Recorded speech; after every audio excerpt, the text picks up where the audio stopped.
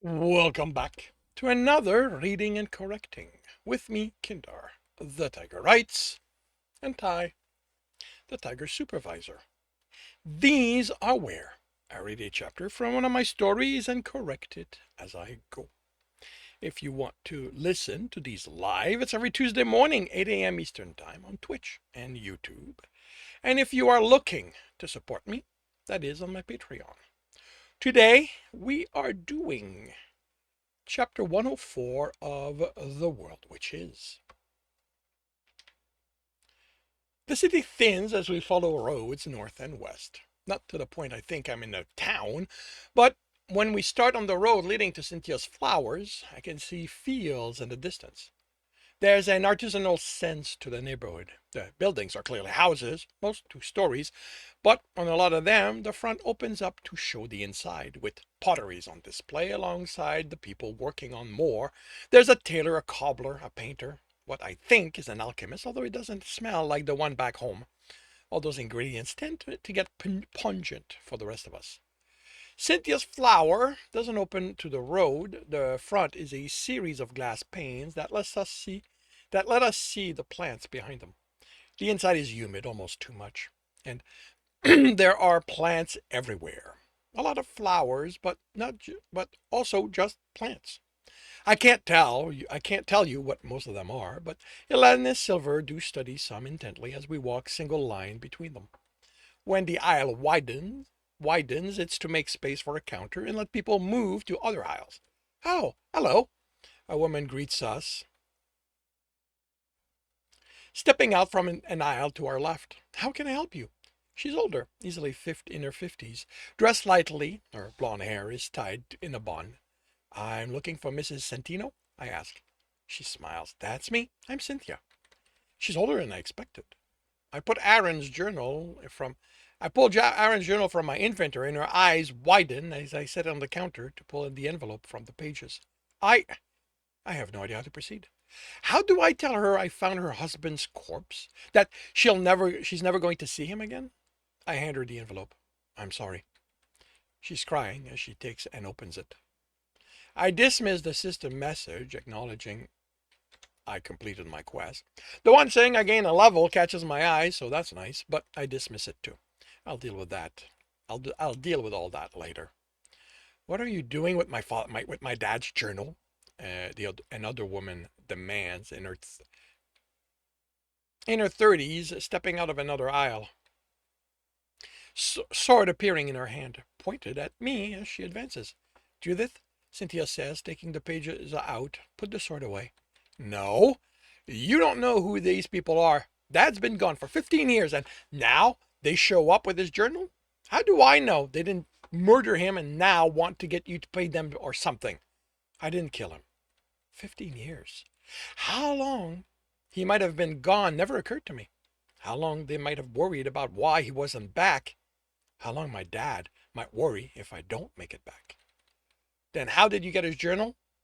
I found it with his body. I don't bother describing its state. They don't need that. He was murdered, poison. He escaped them by traveling to the ruin I found him in. They were after his journal, according to the instructions he left for whoever found him. Bound it to the quest of delivering the letter to you and made it so no one associated with his killer could get it. I take up the ring. He wanted you to have this. I place it on the counter by Cynthia.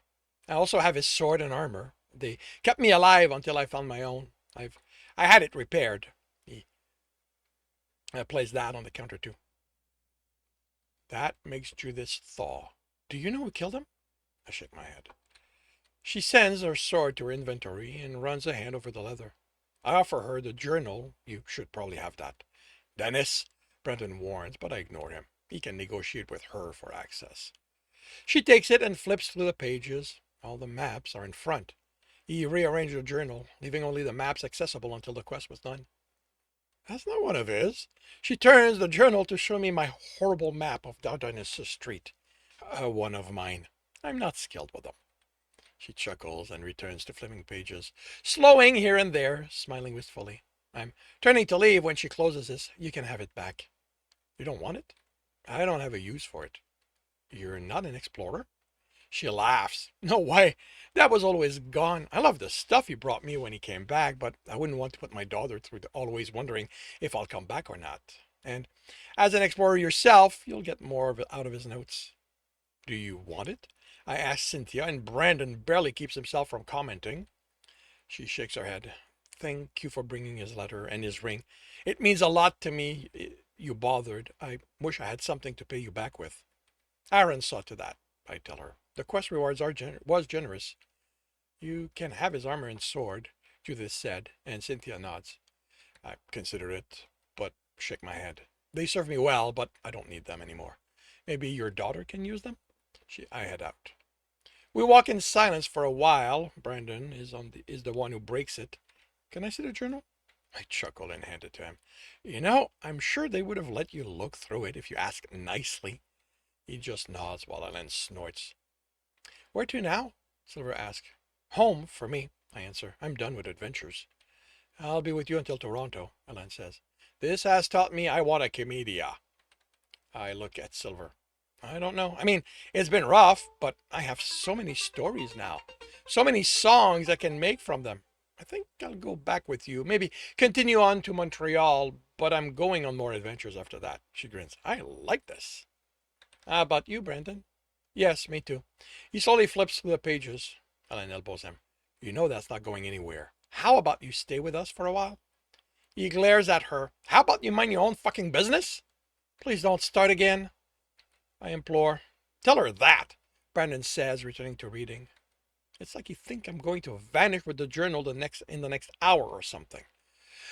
I'm not in that much of a hurry to leave. With the club for lodging, I can enjoy the city while Brandon transcribes everything he needs from it. I'll have to stay on guard for more bounty hunters and remain calm to keep the numbers away, but it should be good. That thought lasts 2 intersections. Dennis! I can hear the smile in the tone, followed by the feeling of him pushing me down the hall. What a surprise! Running into you here, of all places! I have to force myself to turn, and Brandon curses softly. I guess I'm not hiding how stressed that's making me at all. Rich is there, leaning against a building's corner, smirking. He still looks hot in his black leather armor. Not that I want to get anywhere near him. You're doing well for yourself, I see, he comments, pushing away. I'm glad you got yourself out of that hole. How was the experience? What level is he? He doesn't look that much older than I am, so he can't be. Rich extends his hand, palm up. Brandon, if you will. By the time I understand what he means, Brandon is halfway to him. Oh, you fucking son of a bitch! Ellen snarls. I knew all this was a con. Now, young lady, Rich says, I wouldn't go doing something you'll regret, he grins, and which I'll enjoy keeping you from doing. Brandon? I ask, still trying to wrap my mind around the fact he's now standing next to Rich, journal held against his chest. When he looks at me, I don't see what I expect in his eyes. There's no victory or pride there. I swear I'm seeing fear. System. Brandon's scared of Rich. The numbers chatter. For him to be scared, everything I thought I'd worked out about Rich has to be wrong. And thinking about it, details I've ignored come back to me. The way Bass knows him, yet I've never seen Rich until that day. The way Dad and Grandpa spoke about him as someone to avoid, how there was always a sense of experience in the comment. Who would Grandpa Lewis, the commander, be worried about? He took on monster waves that made it within his range without even breaking a sweat. Who the fuck is Rich? Brandon breaks eye contact with me, looking to the side and down. I block Ellen from taking a step forward. I can't even get the numbers to show up. That's how screwed I think we are. Doesn't matter. Please, Brandon. I preemptively dump all my skill point into archery because even at this close of a range, I don't want to chance it. My attribute points go in strength for every increase in damage I can get. I wish I had my bow in my spare equipment build instead of my sword for the instant change, so I focus on equipping it as soon as Brandon comes to his senses. Come on. The journal, Brandon. Fuck, I wish I could recall it. He takes a breath, and when he looks at me, his eyes are filled with resolve, and I think I'm wrong about him. He warned me too often for me to claim surprise. He's not a good guy. But it breaks as he closes them. He holds the journal tighter against his chest. Brandon? Richard, rich, and the tone is so cold I'm surprised the air doesn't crystallize. If I didn't see his lip move, I think I'd imagine the word. It's so soft. Help. I have my bow in hand and I'm shooting arrow after arrow into Rich. Fuck if I'm a murderer again. I'm not leaving Brandon with this guy. He staggers but doesn't fall. 6, 10, 13, and the bastard's still standing. Brandon, do something! I say through gritted teeth, still shooting. 19, 22, double train. How the fuck is he still standing with so many arrows into him? What sends Rich to the ground is Brandon punching him in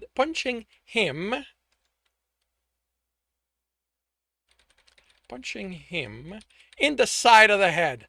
Run! He yells, taking off. 3 more arrows as Rich pushes himself up, and I'm next to him.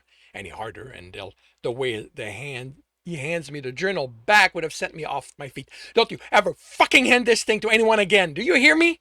In my inventory it goes. Thank you. Don't fucking thank me, and don't ask me where this insanity came from, because this is the stupidest I could have ever done. You have no idea what this guy's capable of. Behind us, Rich laughs. It's a laugh filled with joy, and it chills me to the bone. When we stop, it's because Silver can't run anymore, and Brandon's on us to get going as fast as we can, looking the way we came fearfully. We make it to the club without Rich catching up to us. We get our things and get out of the city. South instead of east, because Rich knows the plan is to head back home. When we stop for the night, it's almost too dark to see. We're well off the road, and we don't light a fire. Come back here. You owe us an explanation, Ellen states. Brendan snorts. Come on, hell. You aren't that dumb. You don't need me to explain what the plan was. Be Dennis's guardian until he finishes the quest and unlock the journal. Trick him into handing it to me and hand it to Richard. Then get paid so fucking well I would have funded my own expedition for once. What changed? Silver asks, and he glares at me. Too fucking nice for his own good. That's what fucking changed. Why couldn't you be some entitled rich kid like everyone else in charge of those farming towns? Why the fuck did you have to be so fucking nice to me? I shrug. He talks like being nice is so rare, which, after all this traveling, I can see why he thinks that way. What is Richard going to do? I ask. Richard fits him so much better than Rich. Not drop this is what he's going to do. You have no idea what he did to get that journal, and you just kept him from getting it. We are fucked. He killed Aaron. I say, it's the only thing that makes sense. He shoved me down that hole knowing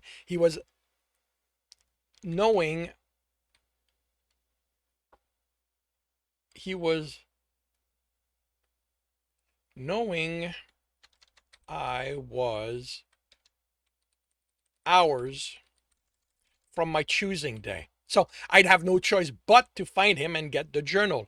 Making me hate him for doing that made sure I didn't think of myself as working for him. So I'd get the quest. He couldn't be sure I'd take it, but anyone I handed it to would also not be working for him. So why didn't you have sex with him? Ellen demanded. I've seen how you can get guys to fall for you once they've been fucked. Well, I mean, it's dialogue. I've seen how guys how you can get guys to fall for you once they've been fucked by you. I look at her. The lack of faith in me, it kind of hurts. Trust me, he says. She's not wrong. I can treat a guy who's never had sex like they're the most special person in the world, then use them until there's no trust left. And as if realizing what he said, he looks away. Then why didn't you? I ask. Because Richard said I'd rip my cock out if I so much as thought about you sexually. You're his, not mine. Not anyone else's. His. He wasn't joking. How long do you think we have? He's not the system, Dennis, but he is connected. We need to avoid people, and I mean everyone. Anyone we meet might be his. And he knows where we're ultimately going, Silver says. The best thing for our survival, Brandon says, is for us to head in the opposite direction. No, I'm going home. We'll take the long way there, stick to the wilderness as much as we can, but I'm going home. Once there, he won't be able to get to me. but he can get to the rest of us, Brandon says.